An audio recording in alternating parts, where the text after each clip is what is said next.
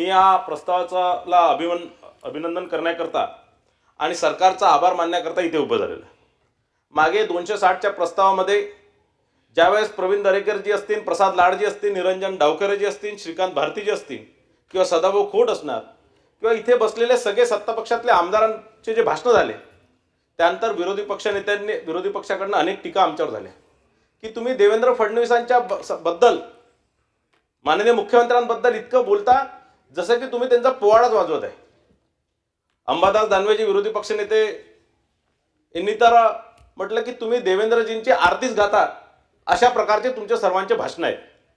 आणि मी त्यांना या माध्यमातून सांगू इच्छितो की हो, आम्ही त्यांची आरतीच गातो, कारण ते आमच्यासाठी देवतुल्यच आहे.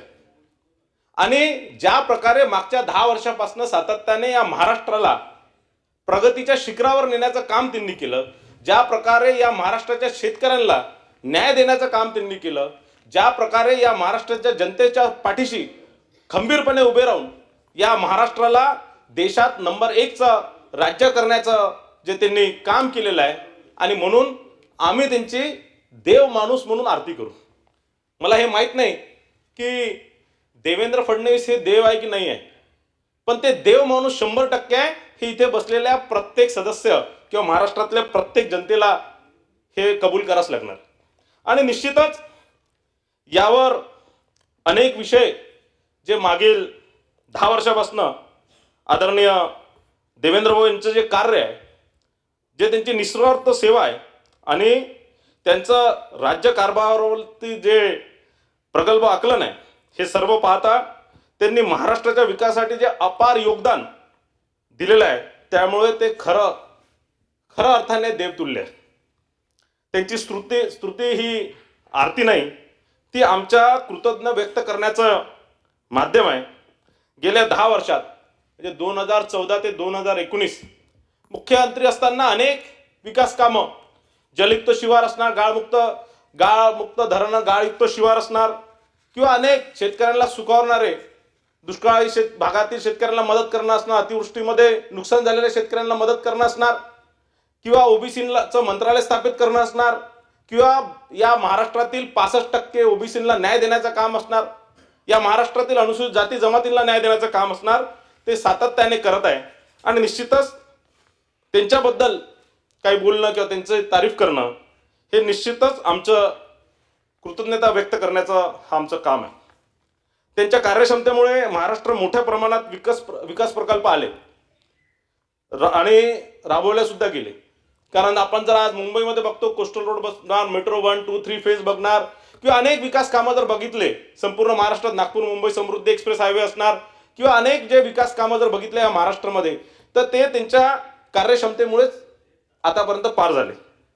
आणि त्यांच्या कार्यक्षमतेमुळेच आज आपण जे मोठ्या प्रमाणात महाराष्ट्रामध्ये गुंतवणूक वाढली, ज्या मागच्या 10 वर्षापासून ही गुंतवणूक का वाढली, तर या महाराष्ट्रामध्ये जे कायदा व सुव्यवस्था राखण्याचं, जे अबाधित ठेवण्याचं काम त्यांनी मागच्या 10 वर्षापासून जे केलं ते निश्चितच वाखाणण्यायोग्य आहे.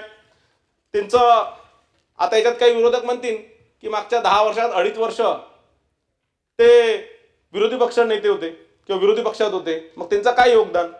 तर विरोधी पक्ष नेता असताना सुद्धा जे त्यावेळेस महाराष्ट्रामध्ये सरकार होते त्यांना धारेवर ठेवून त्यांच्याकडनं या महाराष्ट्राच्या विकासासाठी काम करून घेणं, त्यांना बाध्य करणे. कोरोनासारख्या काळामध्ये ज्यावेळेस या महाराष्ट्राचं नेतृत्व करणारे मुख्यमंत्री घरी बसून कोमट पाणी पित होते, त्यावेळेस ते हॉस्पिटलमध्ये जाऊन, गावखेड्यामध्ये जाऊन, गल्लोगल्लीमध्ये जाऊन रुग्णांची सेवा करत होते, कोरोना बाधित पेशंटची सेवा करत होते. आणि कुठेही स्वतःची तब्येतीचं कडे बघता नाही, स्वतःच्या जीवाची पर्वा न करता सातत्याने या महाराष्ट्राच्या जनतेच्या, या महाराष्ट्राच्या नागरिकांच्या सेवेत ते दिवस रात्र 24 तास सेवेत होते. आणि निश्चितच अशा नेत्याबद्दल आदर व्यक्त करणं ही आमची जबाबदारी आहे. त्यांची स्तुती करणं हे आमचे कर्तव्य आहे आणि आमचे संस्कारचे तो एक भाग सुद्धा आहे. आमचे महसूल मंत्री माननीय बावनकुळे साहेबांनी मागे ज्यावेळेस ते प्रदेशाध्यक्ष झाले त्यावेळेस त्यांनी, चला एक शेवटचं 2 मिनिटं, त्यावेळेस ते प्रदेशाध्यक्ष झाले, त्यांनी म्हटलं होतं की देवेंद्रची तुलना त्यांनी फडणवीस साहेब आधुनिक काळातील चक्रव्यूह भेदणारे अभिमन्यू आहे. पण मी हे सांगू इच्छितो की हा अभिमन्यू सोबत त्यांची बरोबरी करणं हा फार देवेंद्र फडणवीस सारख्या नेत्याला फार कमी लेखन आहे. मी फडणवीस साहेबांचं एकच सांगतो की प्रभू श्रीरामासारखा चारित्र्य असणार, प्रभू श्रीरामासारखा आदर्श चारित्र्य असणारे, श्रीकृष्णासारखे चातुर्य बुद्धी असणारे, देवादिदेव महादेव यांच्यासारखी सहनशक्ती असणारे आणि त्यांच्यासारखी विष पचवण्याची क्षमता असणारे एक नेते, सूर्यासारखा तेज असणारे, चंद्रासारखा शीतल असणारे असे एक नेते आपल्याला महाराष्ट्राला लाभले आहे. कारण हे विरोधकी आहे आज जे मला मधून बोलतात आहे, यांच्यात मी विरोधक आज किती असणार, त्यांच्याबद्दल पोट तिडकीने त्यांचा विरोध करत असणार, पण ज्यावेळेस हेच विरोधक त्यांच्याकडे जातात तर त्यांचा मदत करण्याचं काम सुद्धा देवेंद्र फडणवीसजी करतात. मी अशा एका नेत्याचं फार फार अभिनंदन करतो, आभार मानतो. धन्यवाद. एबीपी माझा, उघडा डोळे बघा नीट.